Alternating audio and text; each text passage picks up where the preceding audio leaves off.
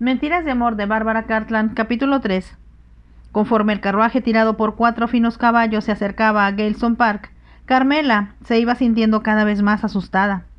Había sido emocionante viajar a Londres el día anterior en el coche de la condesa, al que estaba acostumbrada, e incluso cuando llegó a la mansión Galeson no se sintió nerviosa en absoluto. Pero era porque estaba segura, gracias a la carta que le había mostrado Felicity, de que el conde no estaría allí.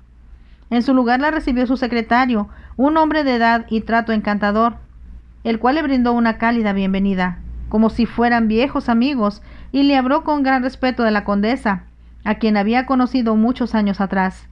Como estaba cansada del largo viaje, a Carmela le agradó cenar en su habitación y enseguida se retiró a dormir. Por instrucciones de Felicity, había explicado de forma bastante convincente que la razón de que viajara sola era que su doncella había enfermado casi a punto de partir, así que se había visto obligada a ir sin ella. Estuve a punto de retrasar mi viaje, dijo al secretario del conde, pero pensé que sería un inconveniente para su señoría, así que he venido sola. Lo lamento por usted, señorita, contestó el secretario, pero me encargaré de que mañana la acompañe en el viaje a Galeson Park una de las doncellas que tenemos a nuestro servicio. Después de una noche bastante tranquila, a Carmela le divirtió conocer a la doncella, bastante madura, que sería su acompañante. Su severo atuendo y su cabellera canosa la convertían en la imagen de la circunspección, así que causaría una buena impresión a su llegada a Galeson. Charlaron durante el viaje, y de ese modo pudo enterarse Carmela de varias cosas que le interesaban. En primer lugar, que el conde solo hacía 2 meses que había regresado del continente. Eso explicaba por qué no se había enterado de la muerte de la condesa, y por lo tanto no había asistido a sus funerales ni enviado nota de pésame. También supo que era todo un caballero, de muy buena educación, pero estaba acostumbrado a manejar soldados. Esa información la hizo sentirse segura de que Felicity tenía la razón al decir que debía ser muy autoritario y que no permitiría que nadie se opusiese a sus deseos. La doncella se puso a hablar de los viejos tiempos y Carmela percibió que toda la servidumbre estaba nerviosa a causa de las recientes innovaciones efectuadas por el conde Selwyn. Todo le pareció a la joven bastante perturbador y empezó a disgustarle la idea de tener que conocer al conde y estar, aunque fuera durante un corto tiempo, bajo su autoridad. Si había tenido dudas sobre la decisión de Felicity de fugarse con Lord Salwick antes de casarse con él, ahora no podía evitar pensar que su amiga habría arriesgado toda su felicidad acatando la orden de ir a Galeson. Debo tener cuidado de que no me descubran hasta que Felicity y Jimmy estén casados, se dijo. Lo único que le hacía tener cierta confianza era su ropa. Las doncellas se habían horrorizado ante la idea de que usara el mismo traje con el que había viajado el día anterior, así que sacaron del equipaje un precioso vestido de muselina blanca, con capullos malva bordados en el bajo y lazos a juego, con los que adornaba el sombrero. Encima llevaba un ceñido y elegante abrigo de seda malva pálido, con botones color púrpura, y el cuello y los puños de terciopelo del mismo tono. Ya nos gustaría que se quedara aquí, señorita, para poder ver toda esa ropa bonita, manifestó una doncella, interpretando el sentir de las demás también. Hace mucho tiempo que no hay en esta casa una dama elegante. Espero que el conde empiece a dar fiestas pronto, comentó Carmela por decir algo. También nosotras lo esperamos. Nos aburrimos sin nada que hacer día tras día y mes tras mes. Pero como Milord es un hombre joven, tal vez se case pronto. Mientras hablaba, la doncella miraba a Carmela de una forma que la hizo pensar que la imaginaba como futura condesa. Pero al instante se dijo que era una idea ridícula. El conde y Felicity eran primos hermanos, parentesco demasiado cercano como para que un matrimonio entre ambos fuera aceptable, aunque no imposible, desde luego. Si tiene en mente un marido para Felicity, se dijo, debe ser algún otro Gale que necesite dinero. Tendré que ser muy cuidadosa para no encontrarme de pronto camino del altar para casarme bajo una identidad falsa. Era un pensamiento aterrador, pero decidió que imaginarlo siquiera era sufrir una preocupación innecesaria. Lo habitual era que los noviazgos largos, y como para dentro de unos 2 meses, la esposa de Jimmy habría muerto y él podría casarse con Felicity, ella estaría en libertad de desaparecer. Pero a pesar de todos los argumentos con que intentaba tranquilizarse, el corazón empezó a latirle aceleradamente cuando la doncella exclamó: «Ya llegamos, milady». Ahora sabrá si todavía se acuerda algo de Gailson. Tenía solo 5 años cuando estuve aquí por última vez. Me será difícil recordar nada. Pero cuando unos minutos más tarde vio la gran mansión, le pareció imposible que nadie pudiera olvidar tan magnífico edificio. La condesa le había contado que la casa había sido construida sobre los cimientos de un antiguo monasterio y después modificada y agrandada por cada generación sucesiva de Gale. Durante el siglo anterior, el abuelo de Felicity le había añadido una nueva fachada de altas columnas corintias, adornada en lo alto con urnas y estatuas traídas de Grecia. El resultado era sumamente impresionante, y Carmela se sintió pequeña e insignificante mientras su inquietud iba creciendo por momentos. Los caballos apretaron el paso en cuanto cruzaron el puente de piedra sobre el lago y se dirigieron a la puerta principal, hacia la cual conducía una escalinata, sobre la que extendieron una alfombra roja para que Carmela subiera por ella. Sintiéndose casi como si la llevaran a la guillotina, la joven se apeó del coche y vio que la aguardaban varios lacayos de elegante librea y peluca empolvada, que se inclinaron respetuosos. Ella le sonrió tímidamente en respuesta, y al llegar a lo alto de la escalinata, el anciano mayordomo le dijo: «Bienvenida a casa, milady. Este es un día feliz para todos los que la recordamos, ya que volvemos a tenerla entre nosotros». «Gracias», respondió Carmela. «Cuánto me hubiera gustado que mi abuela viniera conmigo». «Ese hubiera sido el deseo de todos nosotros, milady, como en los viejos tiempos». La condujo a través del vestíbulo de suelo de mármol y adornado con esculturas y cuadros magníficos. «Su señoría la espera, milady. Se reunirá con usted en el salón». El mayordomo abrió la puerta de una hermosa estancia, cuyas ventanas daban al jardín lleno de lilas. Carmela contuvo el aliento, sintiendo un deseo súbito de estar en su casita junto a su padre, viéndole pintar uno de sus extraños cuadros. Allí no habría tenido más preocupación que el problema de pagar las cuentas pendientes. Ahora que se encontraba involucrada en una farsa para hacer que el conde la tomara por Felicity, pensó que su situación no solo era peligrosa, sino también muy reprobable. No se explicaba cómo había podido acceder a ello, cuando su madre le había dicho tantas veces: «Quienquiera que seamos, queridita, es una cobardía rehuir la verdad. Debemos estar listos siempre para afrontar con valor cuanto la vida nos depare, por desagradable que sea». «Pero yo miento por una buena causa», trató de justificarse Carmela ante su conciencia acusadora. Oyó que la puerta se abría y sintió como si su corazón se detuviera. Se volvió con lentitud y vio que el conde se acercaba a ella. No estaba segura de cómo lo habría imaginado, pero debido a que Felicity le odiaba tanto y se lo había descrito de modo tan negativo, esperaba encontrarse con un hombre torvo, desagradable y de expresión cruel.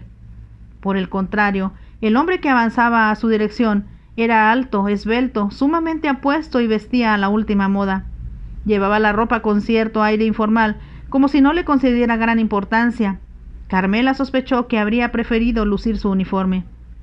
No supo por qué pensaba así, pero conforme él se acercaba y le veía observarla con ojos críticos y penetrantes, se le ocurrió que tal vez, después de todo, bajo aquella apariencia, bien podía ser el logro que su amiga aseguraba. «Encantado de conocerte, prima Felicity», dijo el conde al llegar a su lado, y ella le hizo una leve reverencia, a la vez que le tendía la mano. Cuando el hombre se la cogió, sintió la fuerza de sus dedos y tuvo la desagradable sensación de que la había atrapado y que le sería difícil escapar de él. «¿Has tenido buen viaje?», preguntó Selwyn. «Sí, gracias. Tus caballos son muy rápidos y nada nos detuvo en el trayecto». «Ven, siéntate», la invitó él. «¿Puedo ofrecerte algo de beber?» «No, gracias. En breve estará lista la comida. Supongo que querrás explorar Gailson, a donde no has venido desde hace tantos años». «Sí, desde luego». Como se sentía avergonzada, le costaba trabajo mirar directamente a su interlocutor, pero era muy consciente de que él tenía los ojos clavados en su rostro, y no solo miraba sus facciones, sino que parecía penetrar en su interior, como si tuviera sospechas de que no era quien pretendía. Tuvo que repetirse varias veces que pensar así era ridículo. Se parecía a Felicity, iba vestida como ella, y dado que ningún Gale la había visto desde que tenía 5 años, ¿por qué habrían de sospechar ni siquiera por un instante que no era quien aseguraba? «Sé que todavía llevas medio luto por tu abuela», decía el conde. «Yo no estaba en Inglaterra cuando ella murió, y apenas hace un mes que me enteré de que te habías quedado sola». Carmela no dijo nada, Se limitó a inclinar la cabeza, mientras pensaba que también entonces se habría enterado de la cuantiosa fortuna que heredaba Felicity. Como él parecía esperar una respuesta, dijo: «Pasé una temporada en Francia, con algunas amistades de la abuela». «¿En Francia?», se sorprendió él. «Supe que no estabas en tu casa, pero no imaginaba que te encontrases en el extranjero». «Mi abuela tenía sangre francesa y siempre quiso que visitara ese país, ya que tenía muy gratos recuerdos de él antes de la guerra». «¿Y qué te pareció a ti?». «Me encantó tanto el país como su gente», respondió Carmela un tanto evasiva. «Han sufrido mucho bajo Napoleón», dijo Selwyn. «Esperemos que ahora sean capaces de reconstruir la nación y hacer un buen papel en la restauración de Europa». Hablaba como si fuera un asunto que le incumbiera personalmente, y Carmela le dirigió una mirada. Hubiera querido hacerle muchas preguntas acerca de Francia, pero comprendió que era algo peligroso, ya que ella era muy ignorante al respecto. Por esta razón cambió de tema. «Había oído hablar mucho de lo magnífica que era esta casa, pero me parece más grande e impresionante de lo que esperaba». Él sonrió. «Es lo mismo que yo pensé al regresar del continente para ocupar mi puesto como cabeza de familia». Titubeó lentamente antes de añadir: «Como comprenderás, Felicity, eso me convierte en tutor y como tal, he hecho ya algunos planes para tu futuro, sobre los cuales discutiremos más tarde. Supongo que ahora preferirás cambiarte de ropa antes de comer». «Sí, claro», dijo Carmela y se puso de pie. El conde la acompañó hacia el pie de la escalera. «La señora Humphreys, el ama de llaves, que dice que te vio nacer, te espera arriba para mostrarte tu dormitorio», le dijo. «Estoy seguro de que te atenderán bien». Carmela subió las escaleras notando un gran alivio al alejarse del conde. La reanimó mucho la efusiva bienvenida de la señora Humphreys, la cual opinaba que desde pequeña había sido una criatura adorable, y aseguró que todos echaban mucho de menos a la difunta condesa. «Nunca ha habido nadie como la señora», comentó mientras le ayudaba a quitarse la ropa de viaje. «Parecía una reina cuando se daban fiestas aquí en Galestown. Claro que entonces yo era solo una jovencita, y la casa me parecía un palacio encantado». «En realidad es lo que parece», exclamó Carmela sonriente. «Esperamos que su señoría vuelva a dar fiestas como en aquellos días». Después empezó a contarle lo tristes que habían estado todos desde la muerte del joven heredero y que su padre jamás se había recuperado de la pena. «Fue un tremendo golpe para su señoría», aseveró la señora Humphreys. «Yo solía desear que usted volviera para alegrarle un poco. Después de todo, milady, también usted era su hija». «Temo que él no lo recordaba muy a menudo», replicó Carmela, sospechando que en las palabras del ama de llaves había un reproche. «Todas esas disputas entre familias son un error, señorita. Ya es bastante malo que una nación pelee contra otra, pero que sean madre contra hijo y que se disgregue la familia. Vamos, eso es horrible, y nadie me podrá convencer de lo contrario». «Estoy de acuerdo con usted». «Bueno, pero ahora ha vuelto, y aunque su padre ya no está aquí, Dios lo tenga en su gloria, estoy segura de que ayudará al conde como nadie podría hacerlo». Carmela sintió deseos de decir que su señoría parecía muy capaz de bastarse a sí mismo y no necesitaría ayuda de nadie. Cuanto más pensaba en él, más convencida estaba de que era un hombre temible, aunque no exactamente de la forma en que Felicity le había hecho suponer. Era solo que debía estar en guardia con él. Tenía la extraña sensación de que la estaba juzgando cada vez que la miraba. Debía admitir que era natural que él tuviera ciertas reservas con respecto a una persona que había estado alejada tantos años de la familia, pero, de todas maneras, era algo desagradable. Cuando terminó de ponerse otro de los bonitos vestidos de Felicity, blanco con un lazo malva en el pelo, y zapatos del mismo color, la señora Humphreys la condujo hacia las escaleras. «Está preciosa, milady. Parece salida de un cuadro», le dijo. «Ahora, anímese a disfrutar de su estancia aquí, tanto como nosotros disfrutaremos de su presencia. Así todos seremos felices». Mientras hablaba, el ama de llaves se asomó por la barandilla, y Carmela tuvo la idea de que la miraba con cierto recelo, como si el conde andaba cerca y podía oírla. «Incluso los sirvientes le temen», pensó, y se preguntó por qué. Bajó las escaleras sintiéndose consciente de la elegancia de su vestido, de su nuevo peinado y del toque ligero de polvos en la punta de la nariz. Cuando uno de los lacayos de servicio le abrió la puerta del salón, Carmela oyó voces y se dio cuenta de que el conde no estaba solo. Era algo que no había esperado e instintivamente se atemorizó ante la perspectiva de conocer a más personas. Esperaba, si eran familiares, no cometer ningún error o decir algo que pudiera descubrirla.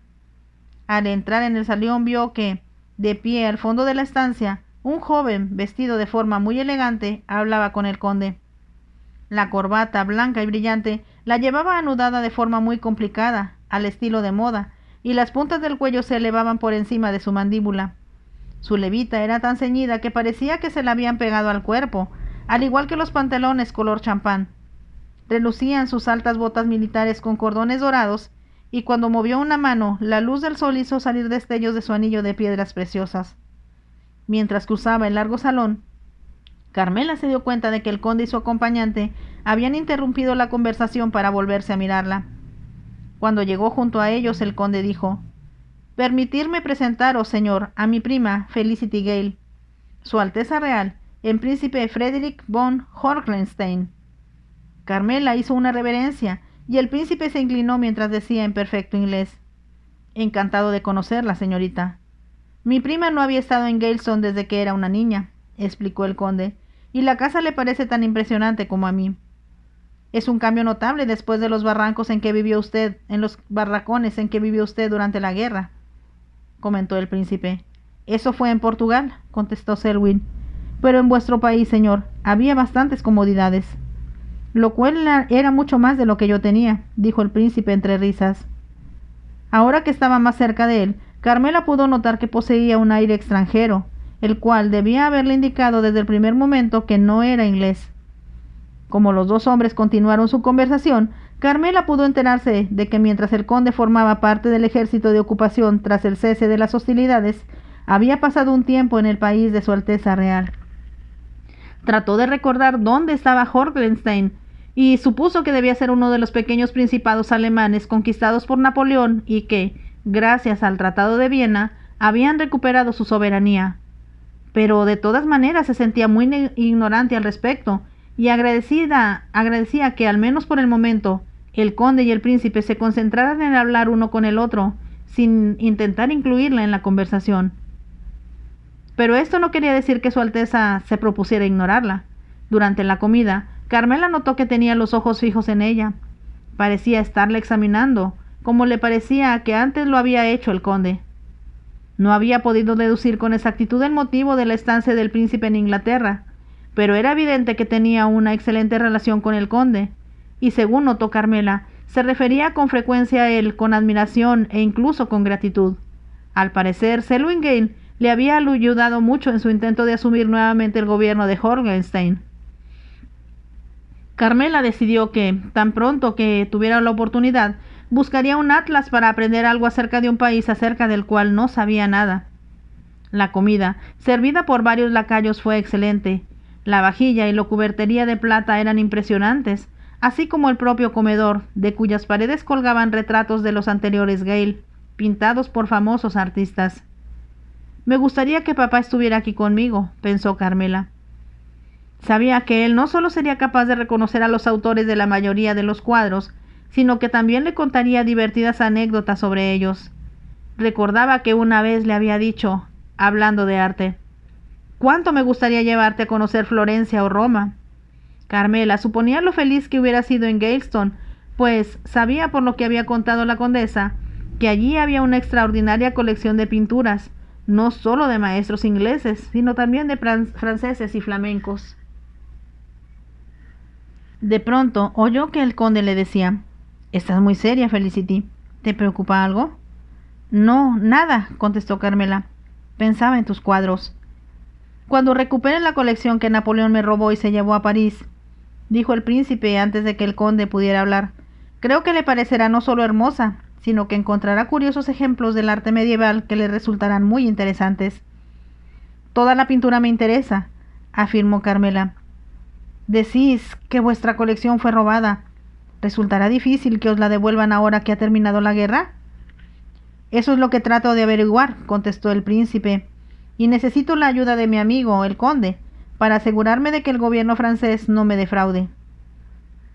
«Ya le comenté vuestro problema al duque de Wellington», dijo Selwyn, «el cual me prometió que hará cuanto esté en su mano para que se haga justicia». «Eso es todo lo que pido», declaró el príncipe. Supongo, señorita, que estará de acuerdo en que la justicia es algo que todos merecemos después de los horrores y las privaciones de la guerra. Desde luego, asintió Carmela, y espero que Su Alteza Real tenga suerte en sus gestiones.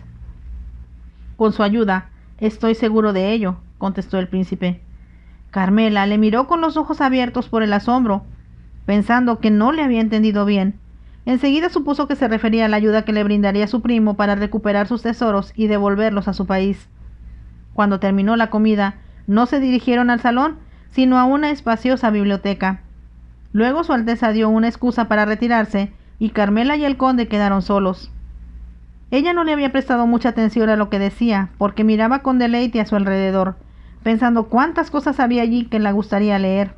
El primer libro que necesitaba era un atlas. Esperaba que resultara fácil el encontrarlo. En cuanto la puerta se cerró tras el príncipe, le dijo al conde: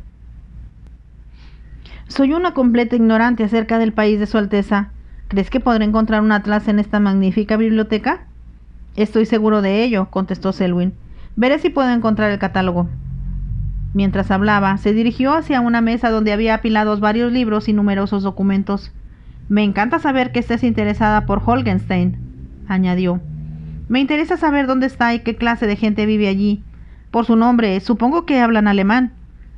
«Holgenstein se halla entre Alemania y Francia, así que sus habitantes son mitad alemanes y mitad franceses», contestó el conde.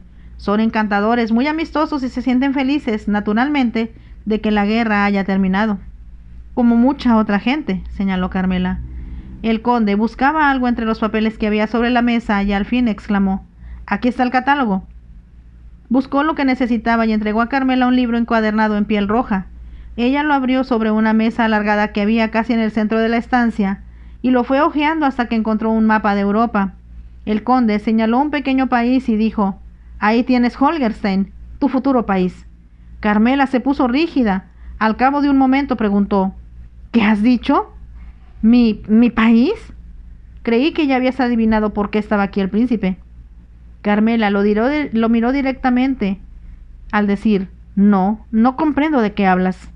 «Te lo aclararé entonces», contestó él. «Como tutor tuyo, he concertado que te cases con Su Alteza Real, el príncipe Frederick, que es un partido inmejorable desde cualquier punto de vista». Carmela sintió que la invadía una oleada de furia. «¿Que lo has concertado sin siquiera pedir mi opinión? No creí que te opusieras». A Carmela le pareció percibir una nota auténtica de sorpresa en la voz del hombre, y se apresuró a decir: «Por supuesto que me opongo. ¿Cómo puedes esperar que yo o cualquier mujer acepte casarse con un hombre a quien nunca ha visto y con el que solo ha hablado unos cuantos minutos?» Selwyn la miró como si no pudiera creer lo que escuchaba. «No podía imaginar que no te sintieras encantada de ser una princesa reinante», dijo. «¿Qué te hizo pensarlo? Aunque pareces pensar lo contrario, las mujeres también tenemos sentimientos». Durante un momento pareció que el conde se le había hecho difícil encontrar palabras adecuadas para expresarse. «Tal vez esté en un error», dijo luego, «pero suponía que los padres concertaban los matrimonios de las jóvenes y que éstas aceptaban lo que se les proponía sin discutir». Carmela se sintió incómoda. Sabía que esa era más o menos la costumbre. Jimmy Selwyn se había visto obligado a casarse cuando era muy joven porque sus padres y los de su novia pensaron que era ventajoso para ambos, sin que les preocupase si estaban o no enamorados. También recordaba que Felicity le había hablado de varias amigas suyas a las cuales habían obligado a casarse con hombres por los que sentían auténtica aversión, sin que pudieran hacer nada para evitarlo. Ahora comprendía que Felicity había temido ir a Galeson porque algo así podría sucederle a ella. Carmela se dijo que debía luchar en contra de aquella decisión, no solo porque no era la heredera que el conde creía, sino también porque sus padres le habían enseñado a pensar por sí misma. Aun en el caso de que el príncipe deseara casarse con Carmela Lindon, una joven sin fortuna, ella no podría aceptarle a él ni a ningún otro hombre por imposición. Pensó que Felicity tenía toda la razón al decir que los Gale eran dominantes y calculadores. Por lo que había escuchado durante la comida, el príncipe tenía necesidad urgente de dinero para restaurar su país, asolado por la guerra. Esa era la razón de que el conde concertara su matrimonio con una joven de cuantiosa fortuna. Se dio cuenta de que su primo la observaba con una expresión intrigada que, si no se hubiera encontrado en tan complicada situación, le habría parecido incluso divertida. Quizá debía habértelo dicho con más tacto, concedió él después de un momento. Pero permíteme asegurarte que el príncipe es un hombre encantador, a quien conozco muy bien. Ha sufrido la humillación y el dolor de ver su país invadido por los franceses y su palacio saqueado, aparte de muchos otros incidentes desagradables que siempre acarrean las guerras. Y supongo que ahora necesita dinero. Por supuesto, y no encuentro mejor forma de emplear tu vasta fortuna, Felicity, que ayudar a Su Alteza y hacer felices a los habitantes de Holgenstein, donde es imperativo reconstruir escuelas, hospitales, viviendas e iglesias. Estoy seguro de que encontrarías absorbente esa tarea. ¿La de estar casada con un hombre a quien no conozco? Ya te he dicho que es encantador. Podrá serlo en tu opinión, pero no serás tú quien tenga que vivir en un país extranjero, rodeado de gente extraña. Tengo la convicción de que pronto harías amistad con el príncipe y sus súbditos, contestó Selwyn paciente.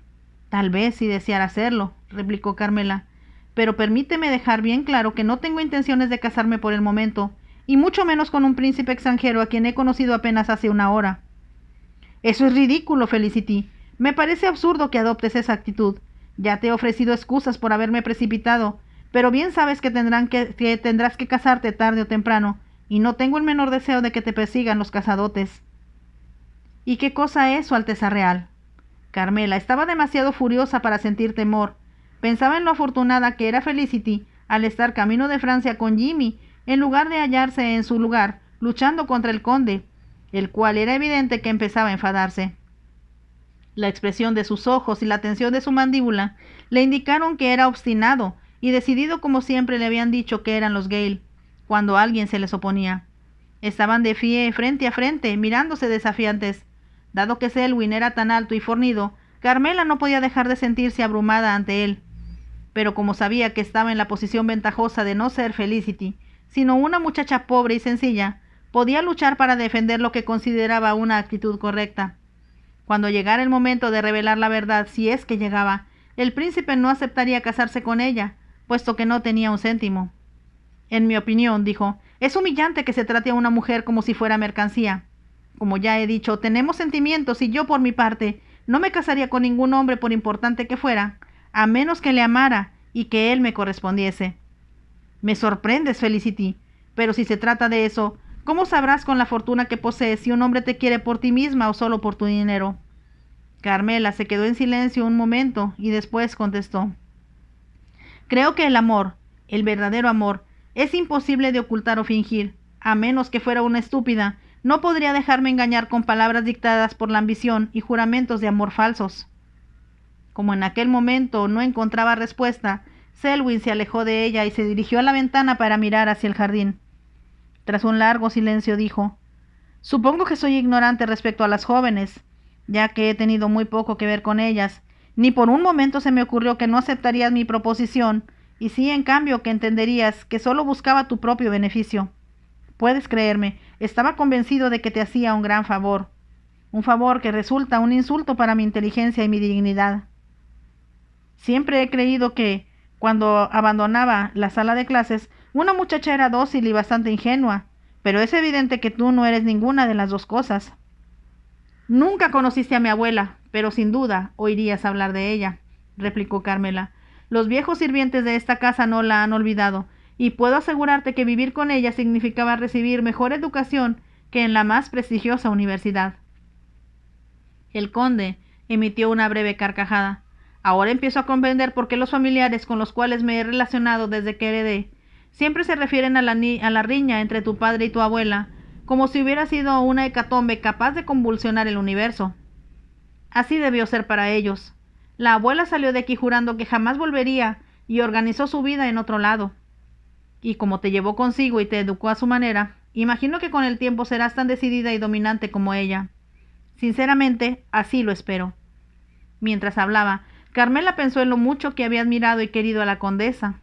Era absolutamente cierto decir que hallarse a su lado suponía recibir una valiosa educación, y tanto ella como Felicity habían sido muy afortunadas al estar cerca de una mujer tan extraordinaria.